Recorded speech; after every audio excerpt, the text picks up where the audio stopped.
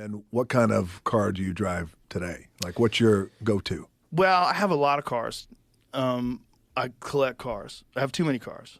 But my car, I drive my Tesla a lot. I love it. Yeah. I love that fucking thing. And I drive my... Everybody who I talk to has a Tesla loves a Tesla. They're fucking great. Yeah. Jamie's got one. He's got the one I have, the Plaid. They're the shit. Yeah. They're so fast. It's Is a time machine. How about, that's what I hear. Is there an SUV available? Yeah, or? they have an SUV and they have the Cybertruck that's coming out. How about a pickup truck? That's the Cybertruck. Oh, nice. Have you seen it? You haven't No. seen it? You haven't seen the Cybertruck? All I drive is pickup trucks. Oh, Elon brought one here the other day. It's fucking insane. Badass. It's insane. It's insane. It's a spaceship. It looks like something.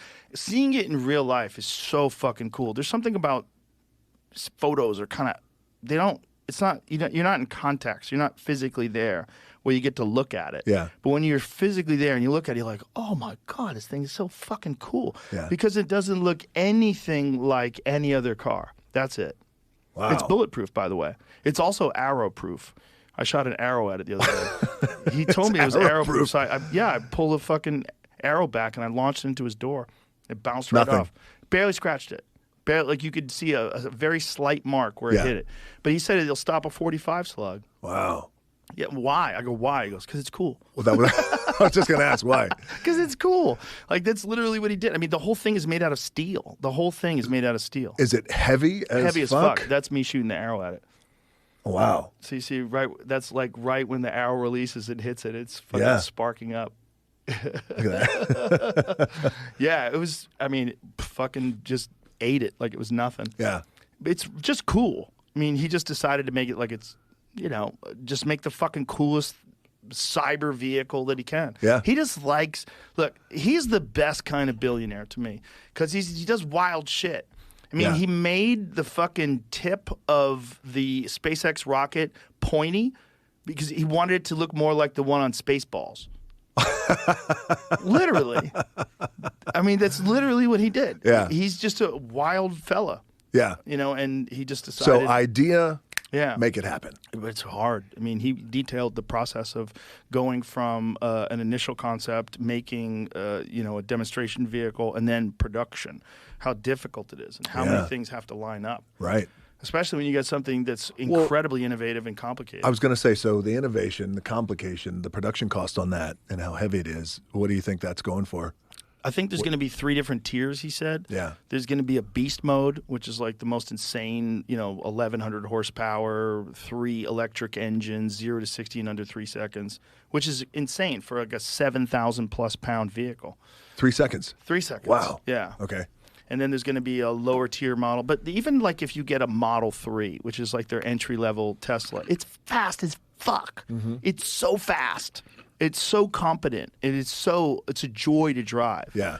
And if you've never driven an electric car, you got to get past the fact that it doesn't make any noise because a lot of people love the rumble of the V8 and all that jazz. Yeah. But if you can get past that, just the sheer ability that they have to just go, just take off. Yeah. Mine goes 0 to 60 in 1.9 seconds. Do you miss the rumbling of the muscle cars? I just drive a muscle car when I miss the rumbling. Yeah. Those feel different though to me. When I drive that's like I'm on a ride. That's like I'm on a Disneyland ride for adults. It's like, woo! Yeah. I don't even have to go fast. Just a rumble and a shift in the gears. And it's glorious.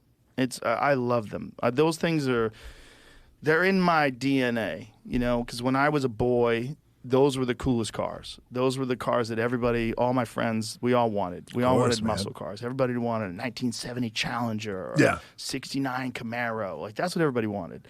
So those are the cars that I really love. What's your baby? That's a muscle car. I got a bunch of them. Yeah. I like them all, I have a 1970 Barracuda that's fucking insane. The Color? Roadster shop built silver. Nice. And it's got a 900 horsepower Mercury engine in it. Yeah, it's a racing engine that goes to like 9,000 RPMs. That's my car. Wow. Have you opened it up? Oh, yeah. Yeah? Yeah, that thing's a beast. Look at that. That thing is really fun. That's really fun.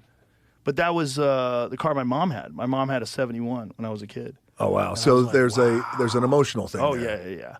To me, that was always the car. Barracudas were they only made them cool for like 3 years. Yeah. But in those 3 years, that body shape is just so badass. That's what John Wick had in John Wick 4. Yeah, dude. You know, yeah. that 71 Barracuda. You know what's crazy when you tell me that, because it informs a lot in my head. Like, oh hey, my mom had that car. Mm-hmm. So just emotionally, there's a real emotional connection there.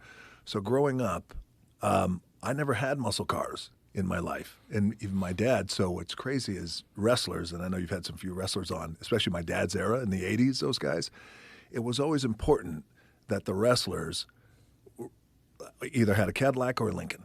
Oh. So they're always flossing, always Yeah. looking amazing, pulling up to like the arena in a caddy, or like that was a prerequisite. Oh, yeah. And then we drive home to our fucking trailer park. But it was crazy. So growing up for me, it was less muscle cars, even though I appreciated them in movies. It was more, dude, I can't wait to get a caddy. Yeah, caddies are Like great. that's the thing. You know what I mean? It's like just you're floating. Yeah. Just floating down the road. Yes. Yeah, those were the shit. But They're still it's also amazing. that thing too about like just the emotional connection. And then I realized when I got my first caddy, I was like, well, hold on a second. I like it actually represents like what we call in the wrestling business working the gimmick, meaning. Oh, the guy's working the gimmick, and I thought, I don't want the caddy if it makes me feel like I'm working the gimmick. Right, You know what I mean? right. You're flossing, like almost stereotypically flossing. Yeah, like everybody does. Correct. Yeah. Yeah. That's why I went to pickup trucks. Christian Bale drives around in it's a 2003 Toyota Tacoma. And so that's like Christian before, Bale's worth like $150 million. No, before no he became. No, right now. That's what he drives around in. 2003 Toyota Tacoma.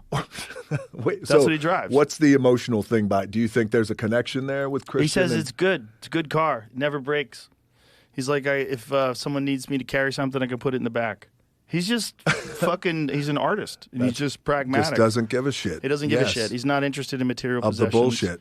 Yeah, for him, I drive a 2003 Toyota Tacoma. It's a fucking bulletproof car. They never break. That's awesome, man. You get a Toyota, those motherfuckers go forever. I have a Toyota Land Cruiser. I have a 1995 that I drove here tonight. Yeah. I love it. Yeah. Mine's all redone. It's got a supercharged Corvette engine in it. Oh, It's shit. all been redone. What year? 1995. So, 1995 was finally when I came out of Miami, University of Miami, and started wrestling. Oh, no, in 96. And that was my first car, after the crackhead car that I had to leave it. What'd you get? Land Cruiser. Oh, those Used are great. Land Cruiser. They're great. Oh, great. They will go hundreds of thousands of miles and not fuck up. Yeah. Yeah, those cars they just over-engineered them. The Japanese they know how to over-engineer a car to make it incredibly durable and reliable. Yeah. And that was great, too, because that put a lot of pressure on American automobiles because there's a lot of people that didn't want to buy American cars for a while in the 80s because they fucking broke all the time. Yeah. But those Toyotas, they fucking never break. Yeah. The Lexus.